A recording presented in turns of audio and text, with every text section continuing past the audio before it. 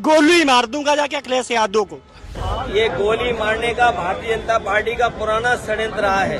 राज्यसभा में एक बयान से यूपी की सियासत गर्मा गई है। समाजवादी पार्टी के सांसद रामजी लाल सुमन के गद्दार राणा सांगा वाले बयान ने राजपूत समाज को नाराज कर दिया है और फिर जो हुआ उसने पूरे प्रदेश में बवाल खड़ा कर दिया है।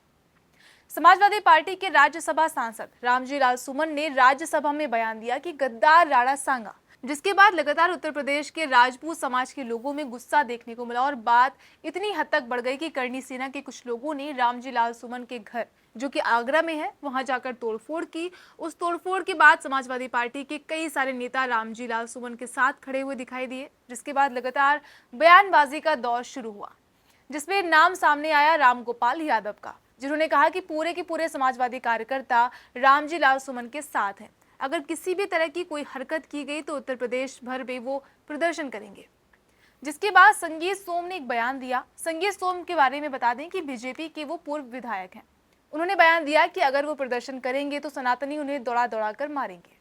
जिसके बाद ये बयानबाजियों का दौर, प्रतिक्रियाओं का दौर काफी गर्म हो गया और इसी बीच करणी सेना ने आगरा में एक बार फिर से प्रदर्शन किया, तलवारें लहराई, जिसके बाद कई बयानबाजी भी शुरू हुई और उसी बयानबाजी के बीच में एक करणी सेना का समर्थक कहता हुआ नजर आया कि अखिलेश यादव को गोली मार देगा।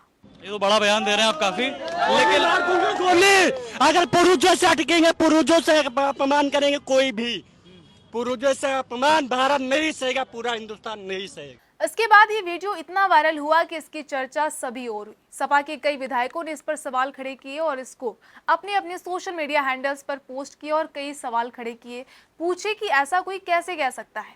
इस बयान के खिलाफ लगातार प्रतिक्रिया आई और अब खुद इस बयान पर अखिलेश यादव ने प्रतिक्रिया दी है और वो प्रतिक्रिया क्या है आप भी सुनिए। गोली मारने का भारतीय जनता पार्टी का पुराना षड्यंत्र रहा है। हालांकि हम लोग बाबा साहब भीमराव अम्बेडकर जी की प्रतिमा के पास खड़े हैं, बाईं तरफ राष्ट्रपिता महात्मा गांधी जी की प्रतिमा है। आपको पता होगा और जानते होंगे कि राष्ट्रपिता महात्मा गांधी को भी गोली मारी गई थी। ये वो लोग हैं जो हिंसा पसंद करते हैं, हिंसा को बढ़ावा देते हैं, ये तमाम वो लोग हैं। लेकिन हम सब वो लोग हैं जो बाबा साहब भीमराव अम्बेडकर के रास्ते पे चल करके और जो संविधान हमें रास्ता दिखाता है उसमें चल करके हम इस समाज को और देश को नई दिशा देना चाहते हैं। और आज के दिन ये संकल्प लेते हैं कि जो सपना बाबा साहब भीमराव अम्बेडकर जी का था शोषित वंचित पीड़ित लोगों के लिए, पीड़ित परिवार के लिए, हम गाँव-गाँव पहुंचा करके आम लोगों को जोड़ करके उनके सपने को पूरा करने का काम। अखिलेश यादव के इस बयान के बाद लगातार चर्चाएं शुरू हो गई हैं। एक अलग ही दौर में एक अलग ही तरह की जो बातचीत है, एक बयानबाजी है, वो इस पर शुरू हो गई है। बात किस चीज की होनी चाहिए थी, लेकिन यहाँ पर मामला एक अलग ही मोड़ की तरफ जाता दिख रहा है। अखिलेश यादव बयान में कहते देखे गए कि इन लोगों का तो रवैया ही रहा है, इन्होंने महात्मा गांधी पर भी गोलियां चलाई थी और लोकतंत्र में इस तरह की बातें कैसे कही जा सकती हैं, ये भी आज की डेट में बड़ा सवाल है। तो एक बयान ने तूल पकड़ा, तलवारें लहराई, गोली मारने की धमकी तक आ गई और अब लोकतंत्र और अभिव्यक्ति की मर्यादा पर बड़ा सवाल खड़ा हो गया है।